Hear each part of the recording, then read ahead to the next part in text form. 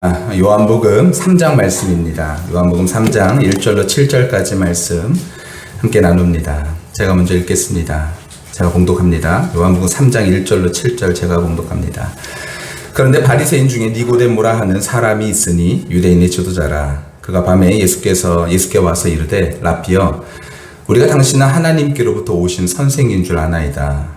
하나님이 함께 하시지 아니하시면 당신이 행하시는 이 표적을 아무도 할 수 없음이니이다. 예수께서 대답하여 이르시되 진실로 진실로 내게 이르노니 사람이 거듭나지 아니하면 하나님의 나라를 볼 수 없느니라. 니고데모가 이르되 사람이 늙으면 어떻게 날 수 있사옵나이까? 두 번째 모태에 들어갔다가 다시 날 수 있사옵나이까? 예수께서 대답하시되 진실로 진실로 내게 이르노니 사람이 물과 성령으로 낳지 아니하면 하나님의 나라에 들어갈 수 없느니라. 육으로 난 것은 육이요 영으로 난 것은 영이니 내가 내게 거듭나야 하겠다 하는 말을 놀랍게 여기지 말라. 아멘. 기도합니다. 하나님, 물과 성령으로 우리를 거듭나게 하시는 주의 은혜가 우리 모든 성도들 한 사람 한 사람에게 빠짐없이 이루어지게 도와주시고 그 은혜 위에 살아갈 수 있는 우리 모든 성도들이 다 될 수 있도록 축복하여 주시옵소서. 함께 하실 주님을 기대하며 감사하며 예수님 이름으로 기도합니다. 아멘. 우리 자리에 앉도록 하겠습니다.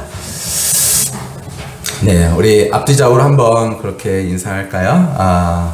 안녕하세요. 안녕하세요. 네, 한 번 더 인사하겠습니다. 은혜 많이 받으시길 바랍니다. 은혜 많이 받으시길 바랍니다. 네, 지난주에 제가 이제 코로나에 확진이 돼서 저희 가족이 전부 다, 그래서 한 자리에 모여서 예배 드리지 못해서 제 마음이 너무너무나 무겁고, 그리고 그냥 좋게 표현하면 무겁고 나쁘게 표현하면 되게 괴롭더라고요. 우리 성도님들과 함께 이렇게 다시 모여서 예배할 수 있어서 너무나 감사하고 이 시간 가운데 하나님의 은혜가 우리 모두에게 있게 되시기를 예수님의 이름으로 간절히 축원합니다. 창조 이후로 인류는 변화를 거듭해 왔던 것, 근데 그 변화의 속도가 점점 빨라지고 있는 것이 요즘인 것 같습니다. 혹시 소리가 좀 울리지 않으세요? 약간 울리시죠?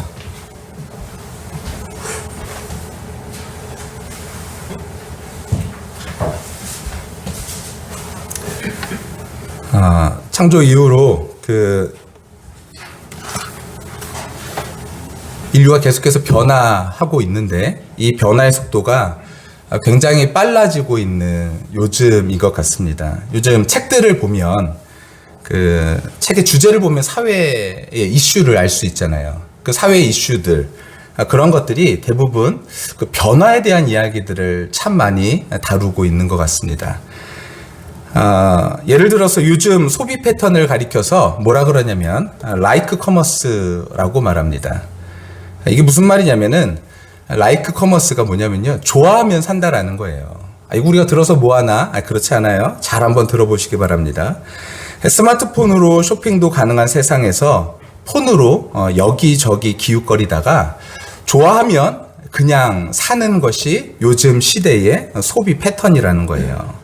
근데 이때에 사람들이 여기저기 기웃기웃하다가 어떤 물건을 사느냐? 바로 이 좋아요, 이게 많이 눌린 것들에 사람들의 어떤 시선이 쏠리고 기업들도 마찬가지로 여기에 따라서 여러 가지 방편들을 매일매일 시시각각으로 빠르게 바꿔나간다라는 것입니다. 그러니까 쉽게 말하면 요즘 시대 속도 전쟁인 것이죠. 얼마나 빠르게 반응하고 빠르게 움직이는가, 요즘 시대입니다. 그러니 개인도 기업도요, 변화, 이거는 중요하게 생각하는데 지속적인 거, 그리고 어떤 변하지 않는 거, 이런 것에 대해서는 기업도 그렇고 개인도 그렇고 별로 원하지 않고 사실 그것에 대해서 자연스럽게 거부하게 되는 일들이 일어난다는 거예요. 물건 사고 파는 일들만 그럴까요? 그렇지 않습니다. 진리, 정의, 불변, 이런 거 절대로 변하지 않지만 우리 삶에 정말로 중요한 일들이 그저 부담스럽고 생각하기 싫은 그런 주제가 이 시대의 삶에 일어나고 있다라는 거예요. 바쁘고 치열한 경쟁 속에서 사람들이 원하는 건 단 두 가지라고 얘기할 수 있는데, 하나는 성장, 하나는 자기 실현이에요. 그러니까 내가 어떻게 하면 즐거울 수 있을까? 내가 어떻게 하면 그 즐거움을 이루어낼 수 있을까? 어떻게 하면 내가 성장할 수 있을까? 이런 생각들로 이 변화되는 시대에 빠르게 적응하려고 굉장히 애를 쓰고 있는 시대가 요즘 시대라는 거예요. 자, 이런 시대에 바울은요, 우리에게 어떤 말씀을 주고 있느냐? 이 말씀을 주고 있어요. 한번 읽어볼까요? 같이 한번 읽습니다. 시작. 너희는 이 세대를 만나지 말고 오직 마음을 새롭게 하고 너는 따라가라. 하나님이 선하시고 기뻐하시고 온전하신 뜻이 무엇인지 분별하러 가라. 아멘. 이게요, 제가 다시 한번 읽어요. 너희는 이 세대를 본받지 말라. 목사님, 이거 2000년 전에 쓰여진 얘기 아닌가요? 그러면 2000년 얘기로 한번 들어가 보면요, 2000년 전에 로마에 살고 있는 그리스도인들은요, 사실 우리보다 더 치열하게 살았죠. 목숨을 걸고 살았으니까요, 우리보다 훨씬 더, 그냥 목숨 자체를 내놓고 살았으니까 지금보다 훨씬 더 치열했던 것이죠. 근데 그때에 뭐라고 말하냐면, 너희는 이 세대를 본받지 말라라고 얘기합니다. 정의, 진리보다 성장, 자기 실현, 이런 주제에 빠져 있는 사람들에게, 이 빠르게 변하는 이 시대를 쫓아가지 않으면 도태되는 것 같은 이런 시대에 세대를 본받지 말라니, 그것이 도대체 우리는 어떻게 이 말씀을 이해해야 되냐라는 거예요. 바울은 로마서 12장 1절에서 이렇게 기록하고 있어요. 넘겨주세요. 한번 읽어볼까요? 시작. 너희 몸을 하나님이 기뻐하시는 거룩한 산 제물로 드리라. 이는 너희가 드릴 영적 예배니라. 이 영적 예배가 뭐냐면, 영적 예배, 로기코스, 라트레이아. 이 로기코스가 뭐냐면, 제가 예전에 한번 이걸 설교를 한 적이 있었거든요. 로기코스, 어서 많이 들어본 말 아닙니까? 로고스. 로고스가 뭐냐면 말씀, 합리적인, 이성적인 의미를 갖고 있는 거예요. 영적인 예배라는 것은 무엇이냐 그러니까, 합리적인, 여기서 예배라고 표현했는데 반응, 그리고 서비스, 이렇게 볼 수 있는 거예요. 우리가 하나님의 말씀으로, 하나님의 그리스도인으로 우리가 자녀되어졌다면 로기코스 라트레이아가 이루어진다라는 거예요. 합당한 반응이 있는데, 그 합당한 반응이 뭐냐? 이 세대를 본받지 않고 이 세대를 본받는 것이 아니라 마음을 새롭게 안으로 변화를 받아서 하나님이 기뻐하시는 뜻이 무엇인지를 생각하며 살아가는 것. 그래서 자기의 삶을 하나님 앞에 다 드릴 수 있도록 결단되어지는 것, 이것이 바로 그리스도인의 모습이다라는 것입니다. 그러면 그들에게 뭐가 있어야 될까요? 이 시대를 따르는 그런 눈치가 아니라 이 시대에서도 소신껏 행동할 수 있는 하나님의 말씀에 기준이 있어야 된다는 것이죠.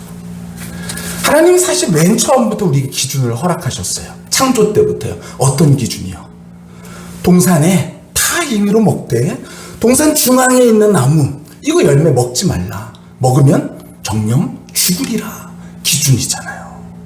이것을 우리에게 말씀해 주셨어요. 나은 것 다 임의로 먹되 이거 먹지 말라. 이거 하나님께서 우리 마음속에 기준을 세워주신 것이죠. 우리는 그럼 한 주 동안 어떠한 마음으로 어떠한 결정을 하며 사셨나요?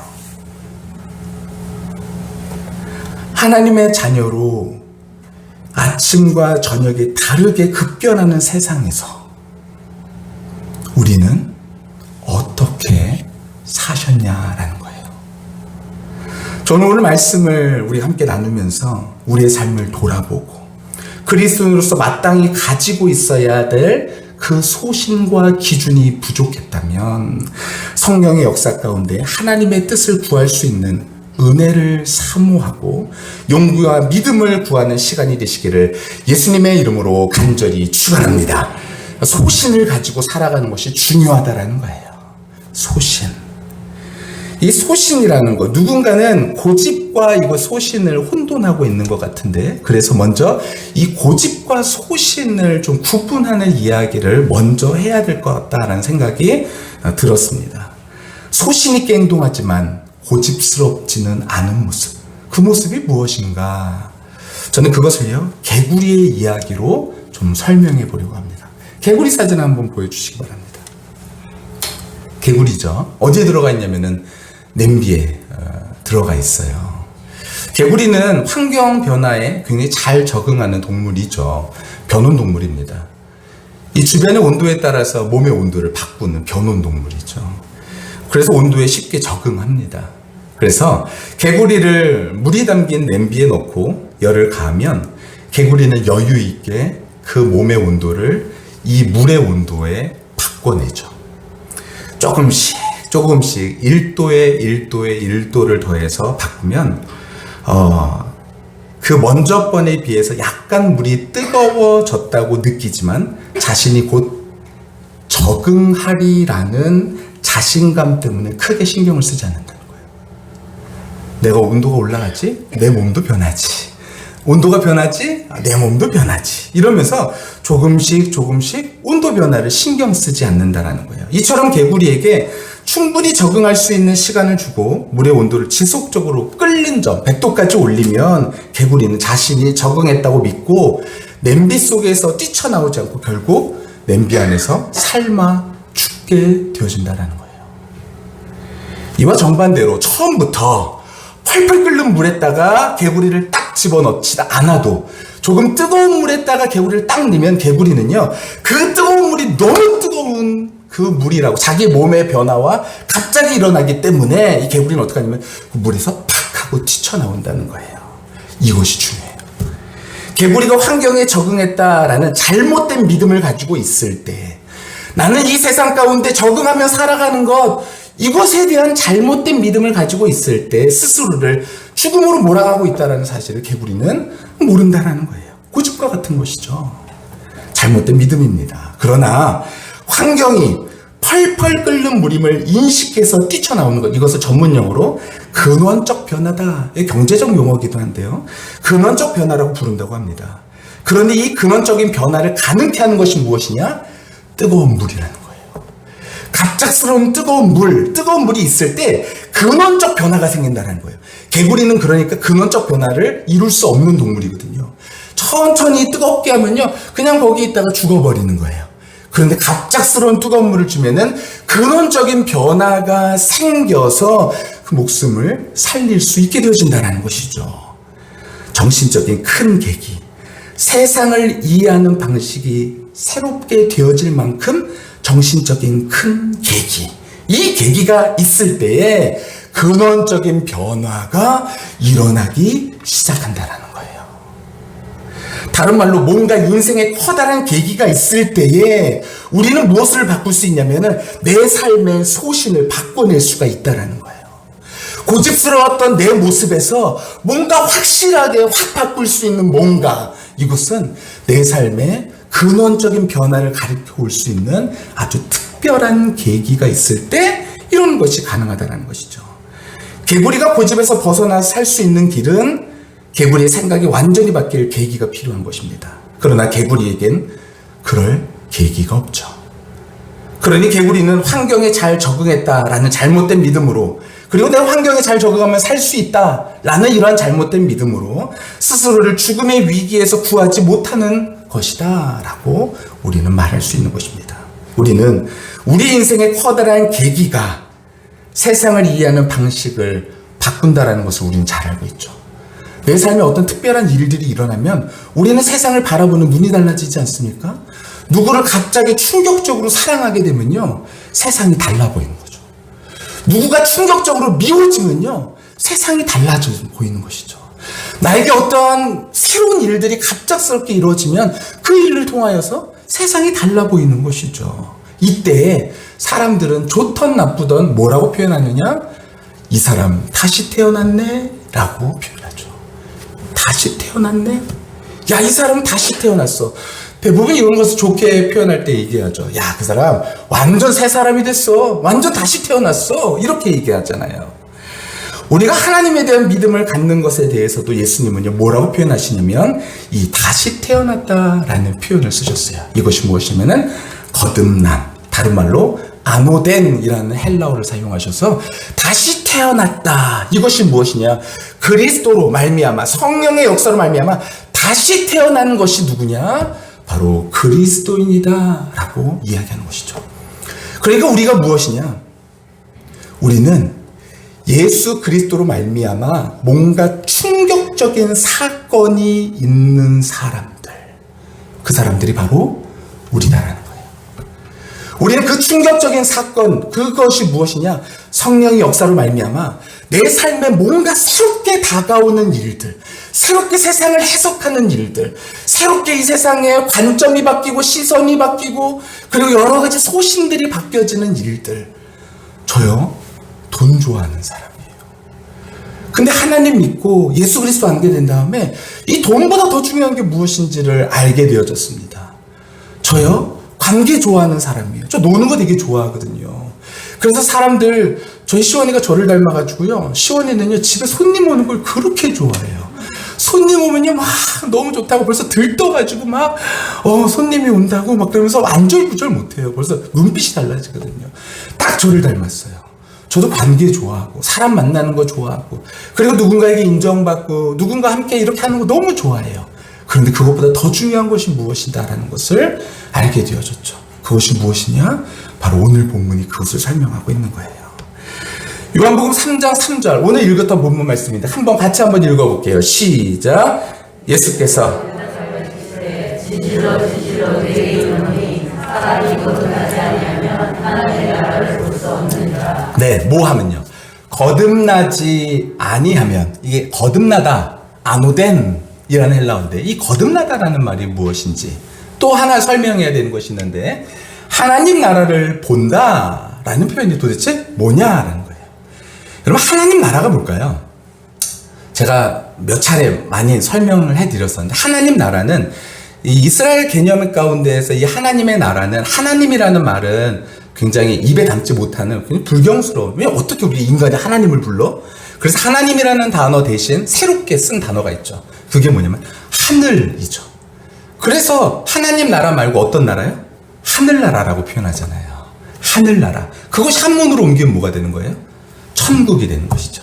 근데 그 천국, 하늘나라, 하나님 나라 같은 말인데 이 나라가 뭐냐라는 거예요. 우린 나라 하면 생각하는 게 영토죠. 그리고 주권이고 국민이잖아요. 그런데 이 나라에 굉장히 중요한 의미가 있어요. 특히 헬라어의 바실레이아, 이 나라는요, 통치의 개념이 있습니다. 누가 다스리느냐예요. 장소적 개념이 아니라 누가 다스리느냐. 하나님 나라니까 하나님이 다스리는 그런 곳이 바로 하나님 나라, 천국이라는 것이죠. 그러면은 하나님 나라를 볼 수 없다. 이게 무슨 말이냐? 본다 하니까 또 개념으로 생각하는 게 장소로 생각하는데, 여기서 본다라는 것은요, 경험하다, 이해하다, 알다, 이런 의미를 갖고 있어요. 그러니까 하나님의 통치와 하나님의 날 다스리시는구나. 하나님께서 이 세상을 다스리시는구나. 하나님께서 이 세상을 다스리시는 것이 내 마음속에 이해되고 경험되어지고 믿어지고, 이것이 누가 가능하느냐? 거듭나지 아니하면 가능하지 않다라는 거예요. 거듭나면 이것이 가능하다라는 것이죠. 다시 태어나면. 근데 이 다시 태어난다라는 말이 무슨 말이냐 라는 것을 우리는 좀 알아야겠죠. 다음 한번 넘겨주세요. 예수님이 이것을 친절하게 설명해 주셨어요. 같이 한번 읽어볼게요. 시작. 예수께서 대답하시되 진실로 진실로 내게 이르노니 사람이 물과 성령으로 나지 아니하면 하나님의 나라에 들어갈 수 없느니라. 다시 난다라는 게 뭐냐? 바로 물과 성령으로 난다. 여기서 난다라는 개념이 같아요. 아노덴이에요. 이게 뭐냐면 위로부터 난다, 그리고 태어난다. 이 두 가지 의미를 갖고 있어요. 다시 태어난다, 그리고 또 하나는 위로부터 난다. 그래서 어떤 의미를 갖고 있냐면은 성령으로 말미암아 위로부터, 전 이렇게 표현하고 싶어요. 위로부터 우리의 생각이 탁탁탁탁탁탁 다시 정리되어져서 성령으로 말미암아 내가 있다라는 사실, 그리고 내 안에 하나님께서 살아 계시다라는 사실, 이것을요 예수님 어떻게 표현하시면은 바람으로 표현하셨어요. 그래서 우리 3장 8절, 여기에는 없는데 우리 3장 8절을 한번 같이 한번 읽어볼까요? 우리 요한복음 3장 8절 말씀입니다. 같이 한번 읽습니다. 시작. 바람이 임의로 불매 내가 그 소리를 들어도 어디서 와서 어디로 가는지 알지 못하나니 성령으로 난 사람도 다 그러하니라. 아멘. 바람은요, 우리가 통제하지 못하죠. 바람은 임의로 불어요. 이렇게 불었다가 저렇게 불었다가 우리가 어떻게 부는지 모르죠. 바람이 임의로 부는 것과 같이 성령께서 우리 안에 역사하셔서 우리로 하여금 우리가 사실 깨닫게 되어지는 것은, 야, 성령께서 내 안에 계시다. 이 바람을 맞은 사람은 야, 바람이다라는 걸 아는 것처럼 성령을 깨달은 사람은 이게 내가 성령 받았구나라는 사실을 깨닫게 되어진다는 것이죠. 근데 그 가장 큰 증거가 무엇이냐? 바로 하나님 나라를 경험하고 이해하고 볼 수 있게 되어진다는 거예요. 아, 하나님이 나를 다스리시는구나. 하나님이 나를 통치하시는구나. 하나님께서 이 세상을 다스리고 운행하시는구나 라는 사실을 깨닫게 되어진다라는 것입니다. 성령으로 나면 그렇게 되는 것이죠. 그렇게 다시 태어난 사람은요, 신앙의 소신을 갖게 되어지는 거예요. 충격을 받는 것이죠. 충격을 받아서 내 안에 내가 주인이 아니라 하나님이 주인이라는 사실을 깨닫고 새롭게 변화되어지는 거예요. 그런 사람은 그때부터는 고집이 아니라 이것을 소신이라고 표현할 수 있다라는 것입니다. 그러면 급변하는 세상에서 좌우로 요동치며 끌려다니면서 살아가는 것이 아니라 어떤 상황에서도 신앙의 소신을 가지고 살아갈 수 있게 되어지죠. 왜냐하면 이것이 진리다라는 사실을 마음속에 알기 때문에 그러한 것입니다. 대부분의 사람들의 속을 들여다보면은 세 가지에 끌려서 살아간다 그래요. 그 첫 번째가 무엇이냐면은 이익의 원리입니다. 이익의 원리. 두 번째는 무엇이냐면 편리의 원리. 세 번째로는 쾌락의 원리예요. 이익과 편리와 쾌락, 이 세 가지가 우리의 삶을 대부분 끌고 간다 그래요. 그래서 자신에게 이익이 되면 독약이라도 먹을 듯 달려듭니다. 이익이 되면 직장도 옮기고, 그리고 이익이 되면 결혼도 하고, 이익이 되면 교회도 옮기죠. 이 이익에 따라서 많이들 움직인다는 거예요. 두 번째는요, 편리의 원리입니다. 편리한 것을 추구하죠. 편안하고 안락한 집을 찾고, 편안한 것을 찾고, 신앙생활도 편안한 것을 생각합니다. 세 번째로는요, 쾌락의 원리예요. 나의 감정을 만족하는 곳을 찾습니다.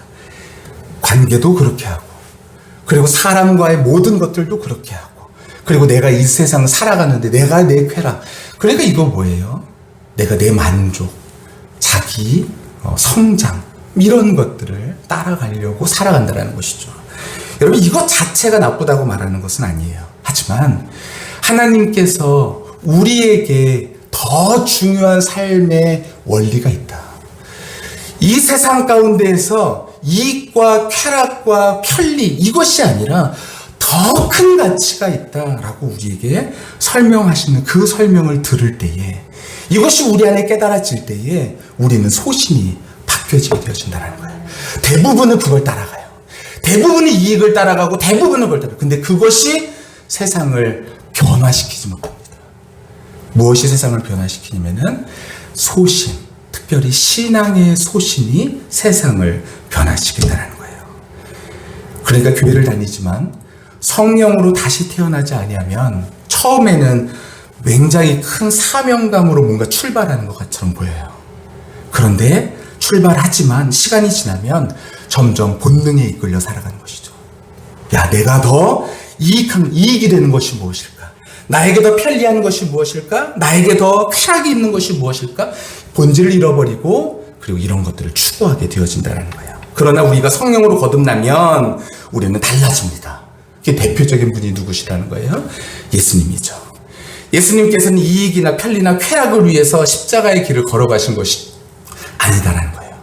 예수님은 신앙의 소신을 갖고 인류 구원의 사명을 위해 십자가의 길을 걸어가신 분이십니다. 예수님을 따른다라는 사람들은 신앙이 깊어지면 당연히 사명의 길을 걷는다고 생각을 하는데, 여러분, 그것은 시간이 우리에게 주어지는 것이 아니라 성령께서 우리 안에 계실 때에 비로소 우리 삶이 달라질 수 있게 되어진다는 거예요.